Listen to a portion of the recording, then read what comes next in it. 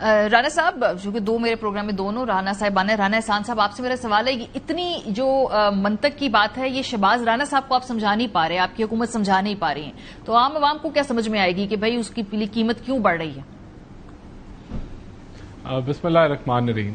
دیکھیں، جہاں تک لیوی کی بات ہے، لیوی تو بجٹ کا حصہ ہے اور پورے سال کا جو لیوی کی کلیکشن ہے اس کا اہداف جو ہے وہ بجٹ کا پیپر کا حصہ اور وہ ٹارگٹ ہم نے سیٹ کر دیا. اب اس کے علاوہ جو پرائس کے اندر فلکچویشن ہے اس پہ پیٹرولیم منسٹر نے بڑی ڈیٹیل سے بات کی ہے اور انہوں نے یہی کہا ہے کہ کوئی بھی جو ایک تو کروڈ آئل کی قیمتیں بے شک اگر عالمی منڈی میں کم ہوئی ہیں، جو ریفائنڈ پیٹرول ہے جس کے اوپر ہماری پرائسز بیس کرتی ہیں، ریفائنڈ ڈیزل جو ہے ان کی قیمتوں میں وہ اس طرح کوئی خاطر خواہ کمی نہیں آئی اور جو آئی ہے وہ ہم نے ٹرانسفر کر دی ہے عوام کو.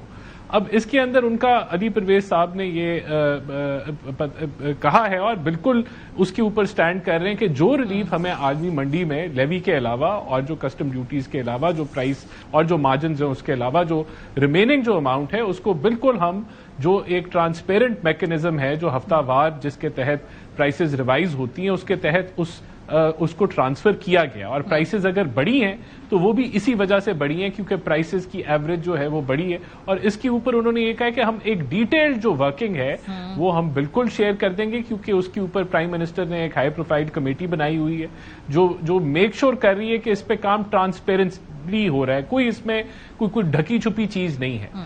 تو یہ ہمارا موقف ہے. یہ آپ کی عالمی منڈی کا امپیکٹ جو ہے پرائسز کا وہ ابھی ٹرانسلیٹ ہوا ہے اور جب کم ہوگی پرائسز تو وہ ہم اسی طرح جو ہے وہ عوام کو اس کو ٹرانسفر کریں گے، مائنس جو ہمارے لیوی کا ٹارگٹ لگایا ہوا ہے، جو ہمارے کسٹم ڈیوٹیز ہیں اور جو کاربن لیوی جو ہے وہ لگا ہوا ہے. اس کے علاوہ دیکھیں لیکن رانا صاحب ایک بڑا اور اہم اینگل ہے جو مفتاح اسماعیل صاحب بھی کہہ رہے ہیں، وہ یہ ہے کہ بھی جو آئل کمپنیاں ہیں ان کے منافع کو بھی آپ لوگ مقدم رکھ رہے ہیں تاکہ ان کو زیادہ ڈز نہ پڑے، ان کے جو کارپوریٹس ہیں اس پہ فرق نہ پڑے، ان کو کوشچن دینے کے لیے آپ یہ قیمتیں بڑھا.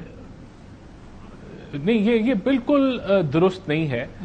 کسی کو منافع نہیں دیا جا رہا اور جو منافع کوٹ کیا جا رہا ہے پیٹرولیم کمپنیز کا کہ جی ان کے منافع ٹرپل ہو گئے یا ڈبل ہو گئے، اس میں آبویسلی ان کی انوینٹری کی پرائسز پچھلے سال یہ 30 جون تک بڑھتی رہی ہیں اور انہوں نے منافع اپنی انوینٹری پہ کیا ہوگا یا جو بھی وجوہات ہوں گی.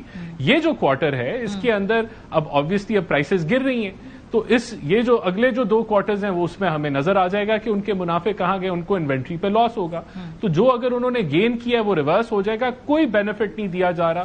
یہ پیٹرولیم منسٹر نے کیٹیگورکلی کہا ہے کہ ہم پرائسز کو بالکل ٹرانسفر کر رہے ہیں ٹو دا کنزیومر. اگر کم ہوتی ہیں تو کم کرتے ہیں، اگر بڑھتی ہیں تو ہم بڑھا دیتے ہیں اور یہ ہفتہ وار ٹرانسپیرنٹ طریقے سے ہو رہی ہے اور یہ اس کی ورکنگ بھی جلد جو ہے وہ شیئر کر دی جائے گی جو لوگ رپورٹ کر رہے ہیں ان معاملوں. رانا احسان صاحب تھرو آؤٹ جو ہے وہ نفی میں سر بھی لاتے رہے، لیکن میرا بھی اس پہ سوال ہے رانا صاحب، جو 1700 ارب کا آپ نے ٹیکس کا ریونیو رکھا ہے وہ پھر ہم سے لیویز لے کر ہی آپ نے اس کو پورا کرنا ہے؟ کیونکہ ویسے تو آپ کا ٹیکس نیٹ بڑھ نہیں رہا جس طریقے سے ایٹ لیسٹ 4 سال سے حکومت کوشش کرنے کا کلیمز کر رہی ہے.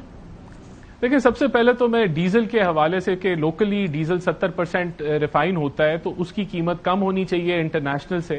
یہ جو موقف مفتاح اسماعیل کا ہے یا ابھی شہباز رانا بھی کہہ رہے ہیں کہ ایسا ہونا چاہیے. دیکھیں، سب لوگ یہی لوگ اور جو ہمارے اکنامک ایکسپرٹس مانے جاتے ہیں جس میں محمد زبیر صاحب اور تنقید کرتے ہیں مفتاح اسماعیل صاحب، وہ ہمیں یہی درس دیتے ہیں کہ آپ کا آٹا ہو، چینی ہو، آپ ان سارے چیزوں کو ڈی ریگولیٹ کریں اور آپ انٹرنیشنل پرائسز پہ آ جائیں، اوپن ایکسپورٹ ہو. اور یہاں وہ اپنی لاجک کیونکہ سیاسی بیان بازی کرنی ہے تو وہ چینج کر لیتے ہیں کہ جو ڈی ریگولیٹڈ سیکٹر ہے پیٹرولیم کا اس کو آپ ریگولیٹ کرنا شروع کر دیں اور پرائسز ڈومیسٹک اور انٹرنیشنل میں فرق ڈال دیں. تو جو ادارہ آپ نے فائنلی اس میں کوئی ڈی ریگولیشن ہے اور مزید ہونی چاہیے اس کو آپ ریورسل کی طرف یہ کہہ رہے ہیں کہ لے جائیں تاکہ اس کی گروتھ ہیمپر ہو. تو یہ میں اس لاجک سے بلیو نہیں کرتا. اگر آپ نے ایک سیکٹر کو ڈی ریگولیٹ کیا ہوا تو let it be. Price fluctuations ہوتی ہیں، یہ ایک وار سیناریو ہے، لیکن لانگ ٹرم میں اس کے بینیفٹ یہی ہے کہ یہ ڈی ریگولیٹڈ رہیں. جو پرائسز ہیں یہ انٹرنیشنل प्राइसेस के ऊपर ही चलें, उससे आपका डोमेस्टिक जो